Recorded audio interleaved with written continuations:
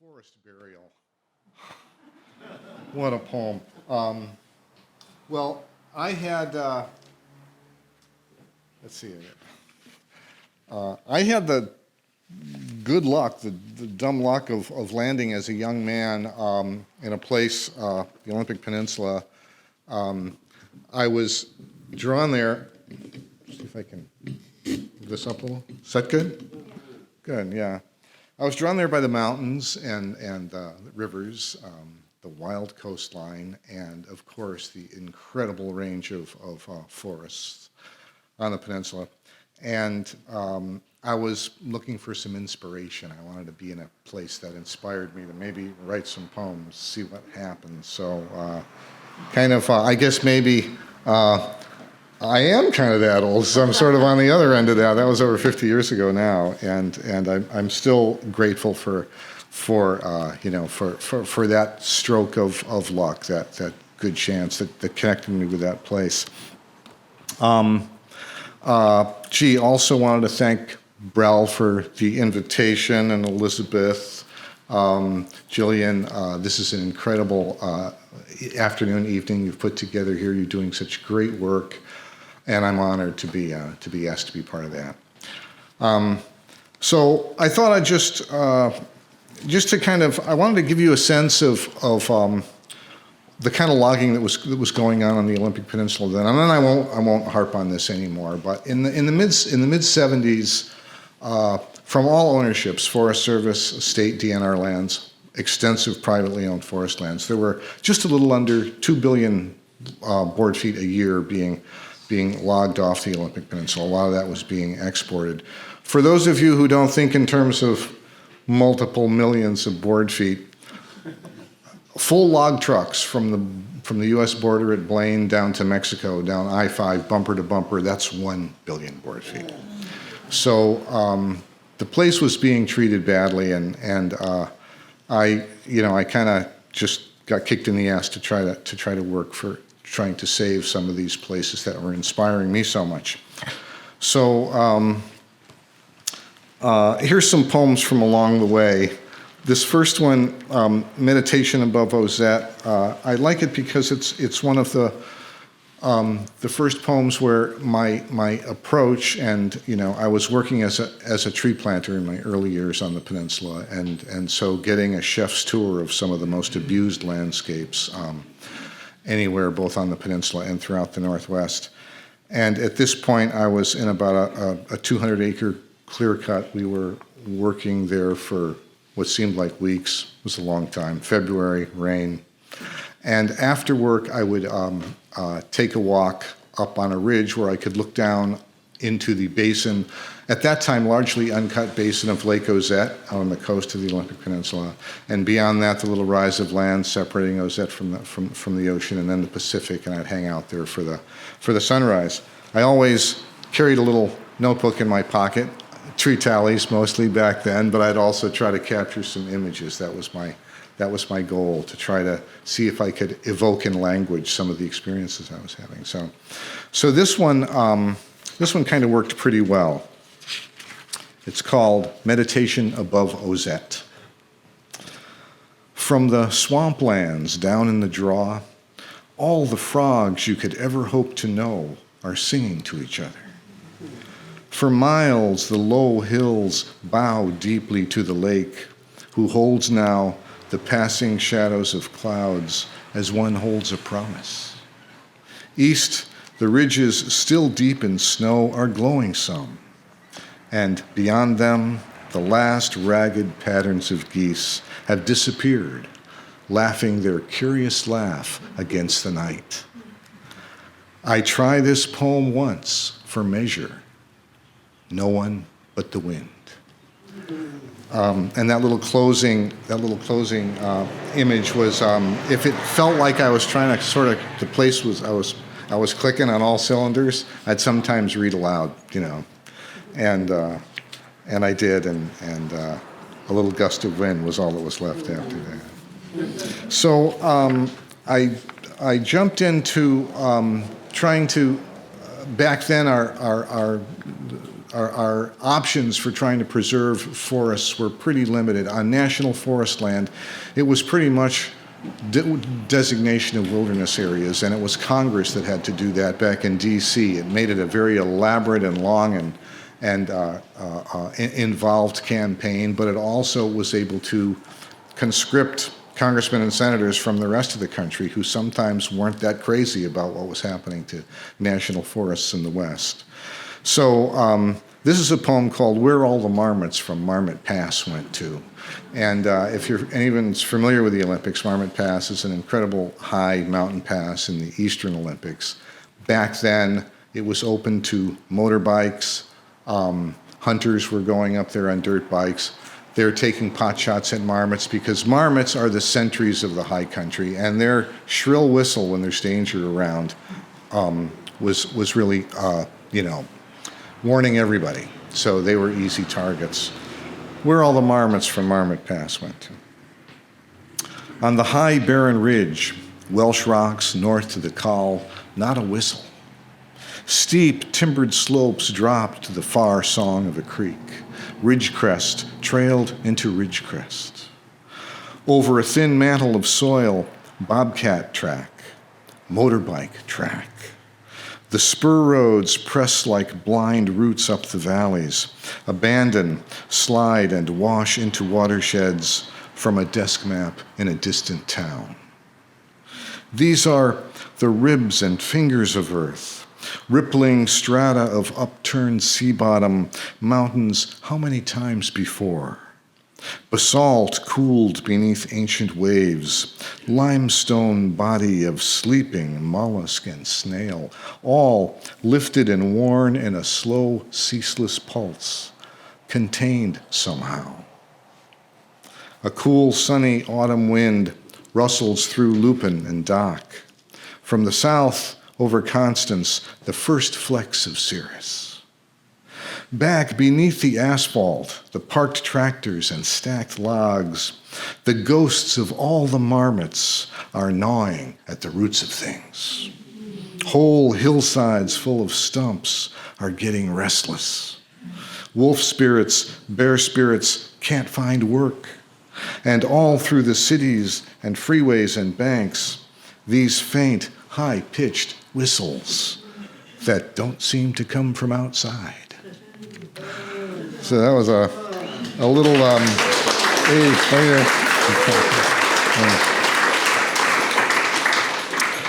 I collaborated with a lot of friends on some of those early wilderness campaigns. One was a photographer named Stephen Johnson, and he did black and white photography. And I'd go out with him. I'd take notes and try to write poems and little prose snatches of some of the areas we were trying to preserve. He would very patiently wait for the right light. And, he was really instrumental in teaching me that when you want to write a poem about a place, you need to go there and sit and, wait and don't push it. So this is called Cloud Studies, and it comes from the Grey Wolf River Valley, which is very close to where I live right now. On a small shale ledge over the Grey Wolf, poised with tripod and lens, half the day in the rain. It takes time to see, you say.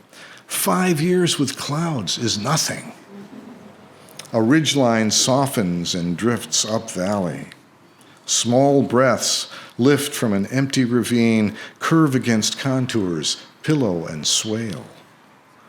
Or the wavering finger dance of mists caught on an updraft, strained through crooked silver snags. Higher, the clouds ebb and break along narrow cliffs of polished bone, Eocene flow, the long, slow sift of river stone far below. Maybe 10 years is a start. A hemlock bough lifts and settles, the maple leaf tips, 20 miles of rain. So that's a couple of those poems from my first book, Potrax, when I was kind of, trying to figure out how to write poetry, trying to save trees all at the same time. Still trying to do both, in fact. And this is a poem from when I hiked out from my cabin to go to work every day. It's called A Poet's Job. In the early spring morning frost, 2 deer browse the huckleberry shoots from Crown Zellerbach's holding over into Scott paper. A poet's job is a tricky one. And it is. So I think, let's do this. This is a little prose piece. It's called Coyote at the Movies. I haven't read this in a long time, but I see a couple of you might have remembered it. And the idea here is there's a forestry promotional film that, shows why forests have to be cut and turned into suburbs, and Coyote finds a copy of it. And he invites all his animal friends to come and see it, and he spins it backwards. We've all seen it before. Weyerhaeuser, Georgia Pacific, Simpson Timber, Crown Z, the same forestry promo film, rundown of the industry from forest tree to suburb box. But when Coyote got hold of the lost film can and took a look at the end of the reel, he knew immediately how to run it and invited all his friends. So the finished tract houses and tormented lawns and shrubs that so upset and displaced all the animals there became the beginning. Here we are, said Coyote, and all agreed. But suddenly there appeared a whole crew of human workers who carefully and quickly began taking the houses down, shingle by board, by window, by door, and loaded the pieces into large flat trucks. In a flash, the trucks had delivered the lumber to a great lodge. Coyote told them was the lodge of many healing wheels. Told them he'd been there himself at night and seen it all.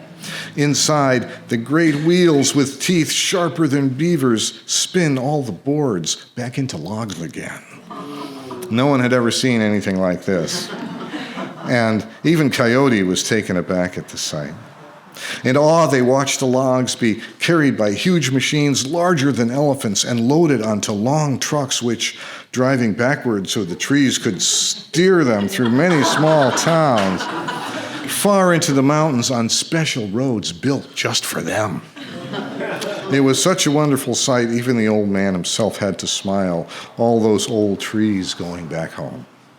Once there were huge towers as high as a Douglas fir that carefully lowered the logs down to just their precise spots on the hillside. The squirrels were beside themselves. But who are these blue-shirted workmen who wait in the brush? Coyote says they are shaman who possess magic wands of smoke. And if everyone watched closely, they would see them placing all the limbs and branches back onto the broken trees. Amazing. They were even joining and healing the cut trunks back together. Everyone agreed these must be powerful priests and marveled at the special herbs they kept in small tins in their pockets and kept adding to endlessly from behind their lips. They all work for me, Coyote said, but no one was listening.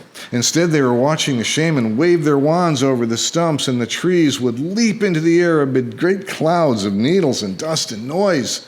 Everyone ducked, and when they looked again, the trees sat majestically back on their stumps, unscratched. Now there were such great cheers from the crowd that Rabbit had to place his forepaws into his ears, and Mole hurriedly dug his way underground. Coyote, he decided right then and there that that was just the way he was going to work things, and that he was going to start the very next day. Even if it takes a while, he thought out loud. Yes, even if it takes a good long time. So, Mr. Coyote. Thank you.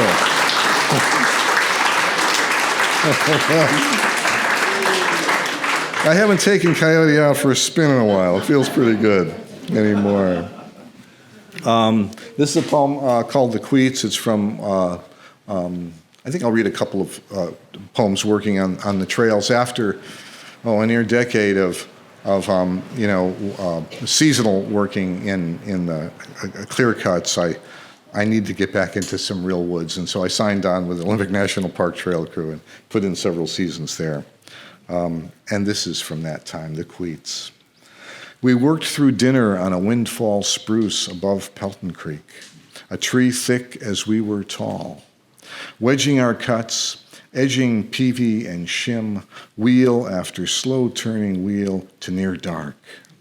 Smoothed out the trail tread, packed our tools, and started back 7 miles downriver to camp. Past Bob Creek, the last light was loosening itself from the grass, falling from the moss shoulders of maple and alder.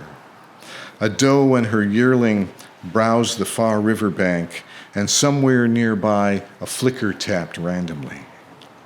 The river carried with it its own light and coursed slowly through the late summer bottom. The tools lay in a pile where I'd dropped them at the trailside. My partner hadn't yet caught up. All I knew at the worn and frazzled end of that long day was the last light slipping from us, the chill air troughing down dark, timbered slopes, and the lucent voice of the river telling me it no longer mattered. Thank you. Thank you. One more trail crew poem, and this is called Autumn Equinox, which was my wife's and I anniversary. And as I recall, this was our second anniversary, and it was the second anniversary I missed being working up in the mountains. So I thought I needed to do something, so I tried this, Autumn Equinox. Above the river, high on a springy limb, a squirrel is cutting green cones, and hard little thunks echo through the trees. It's equinox, our anniversary, and again, I'm working away from home. Late morning, sunny, not cold but not quite warm, as I shape a fir log for a bridge stringer 5 miles up the Sole Duck Trail. Rough bark curls over the draw knife, white chips jump from the axe bit and tumble down the hillside, while a soft rain of straw, dry needles filters through long shafts of light. The second year now I've been off working on this day, midpoint in the year's turn when we chose to marry, the same slant of light through the trees. Away from you now, the old tastes and measures of a life alone mean nothing to me, as beneath my hands the hidden, deep-grained and polished heart of a man and woman's life together emerges like newly shaped wood to bridge away over this time away and keep us one. So, thank you.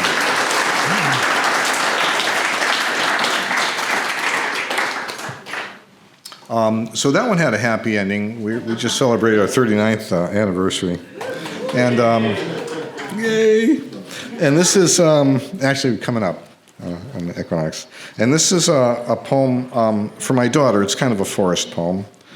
It's called, it's in here. It's called Caitlin and the Bear.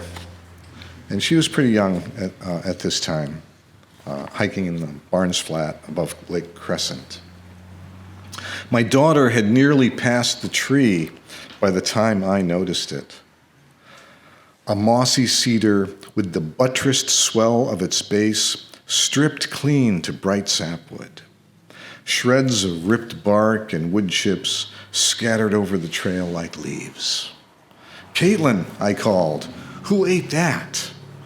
She stopped, and her gaze climbed to the claw-torn edge of bark higher than me, and somebody big. We felt the wiggly tracks of beetle larvae, powder-filled furrows in the orange wood, and the claw marks raked across them. Somebody, I said, must have been awfully hungry. And Caitlin, as if Suddenly, looking up at one across the dinner table, sang out, "A bear!" Then, just as quickly, "Where is it?"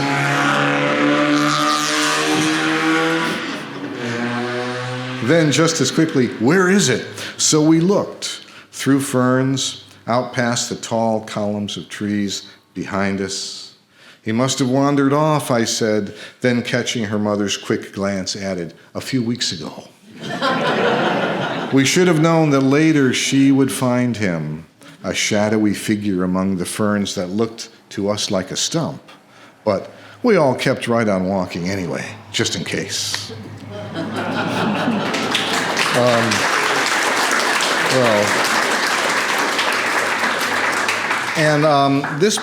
This poem comes from a little while later. Caitlin got a little bit older, and one of her chores was to bring out the compost after dinner. And it became fall, and it started getting darker earlier. It's called Wild Animals. Dinner over, just past dark, and my daughter refuses to carry out the compost. "There's wild animals out there." "That's nonsense," I say, grabbing the pail and purposely leaving the flashlight behind.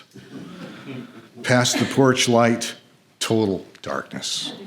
Then, just beside me, a deer startles and jumps noisily into the brush. A dozen steps later, heart still hammering, I lean to tip the pail, and a low, toothy snarl rises from darkness a foot away. I'm halfway back to the house, compost scattered before I realize, raccoon. Christ, as the kitchen door slams behind me, there's wild animals out there.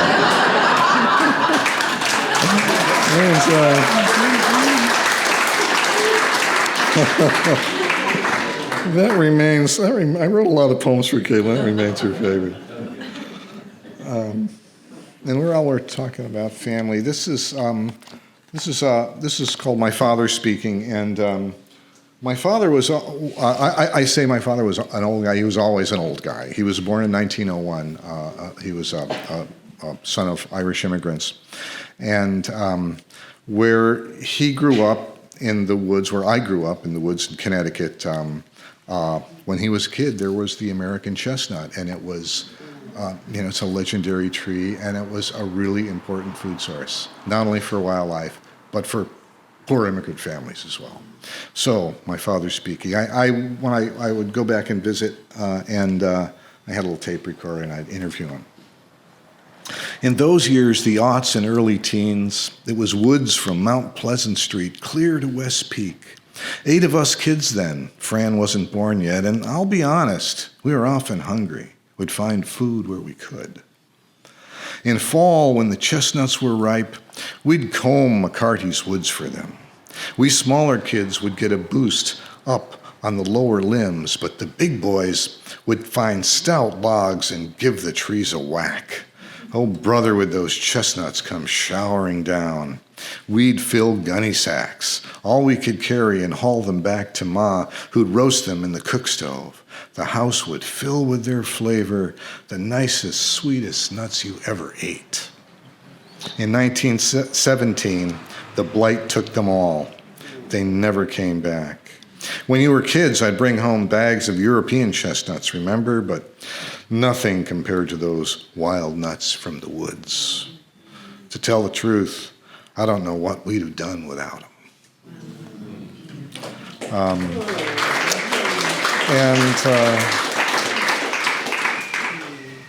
And here's another tree that's a little bit in trouble now. The whitebark pines of the Cascades, Sierras, Northeastern Olympics, Rockies to a degree. It's a wonderful big spreading tree that grows at timberline, tops of ridges. When I'm weighted down with the futility of trying to change anything, I seek the high ridges and good counsel of whitebark pines. Gnarled and wind-blasted, they spread wide, long-limbed crowns and stiff tufts of needles expansively among the slender spires of mountain hemlock and subalpine fir. They welcome the full pitch of wind, needle blast of ice, slow broil of summer sun. They embrace their mountain world full on. At the highest reaches, even they are brought to their knees, and storm-hobbled crawl shrub-like along ridge crests, limbs unfurled in tattered banners against the cobalt sky. Every now and then, I need to see that. Along a ridge on the Cascades crest, I find a charred hulk of a lightning-struck pine. Its trunk shattered on talus, its broken-off base silver brown, sun-baked amber, flecked with delicate furls of wolf lichen. But inside the charred hollow is the deep green of boxwood leaves, and beside them a single sprig of white bark, scrabbling up through a rubble of ashes and duff. Thanks. That's a tree that's not too far off Hart's Pass up out of the Methow Valley. And every number of years or so, I get out there, and I can remember where it is. And the last time, it's been a few years now, but the last time it was still there. So I wanted to read just I think maybe just a couple more. And once again, thank you for your patience and your attendance for this this incredible afternoon, evening of poetry. So this is, Kevin mentioned, was it Kevin mentioned Jerry Gorsline's cabin? Yes. I think it was, yeah. Well, Jerry was a dear friend and an important teacher, a botanist, a forest ecologist, a writer and editor. And he died just a couple of years ago, March in 2021. So yeah, a little over two years ago. He was an important teacher for me. And our last outing with Jerry was, my last outing with Jerry, my wife and I, and Jerry and his wife, was on the Elwha River when the Chinook salmon were coming up after the dams had been taken out. So it was, yeah, it's a nice memory to be able to share that with you. A pall of smoke from western fires shrouds familiar peaks and ridges. But a cool slipstream along the river freshens the air, and the late summer flow of the Elwha glimmers clear through the dark trees. There, like shadows over gray-blue river-bottom stones, a pair of Chinook salmon holds against the current. The female rolls on her side and at times kicks stones loosely over the nest. The larger male swims slowly behind her. Both are nearing their ends. Secure in river-washed cobble, hundreds to thousands of fertilized eggs breathe the clean, cold, oxygenated flow. Part of me comes here to breathe as well. Forests, brushlands, and towns burn to the south. This year of record fires, hurricanes rack the Gulf, floodwaters churn over farmlands, and a pandemic flares again and again like an angry curse. Here, a century of harm turned back. Dams came down. A watershed choked with concrete and steel breathes again. Salmon returned to a people and a river, and with them a glimpse of a different way to be, a promise and a taste, clean and startling as snowmelt. Even as smoke thickens and obscures, for now, all but the nearest hills. So anyway, thank you. Thanks very much.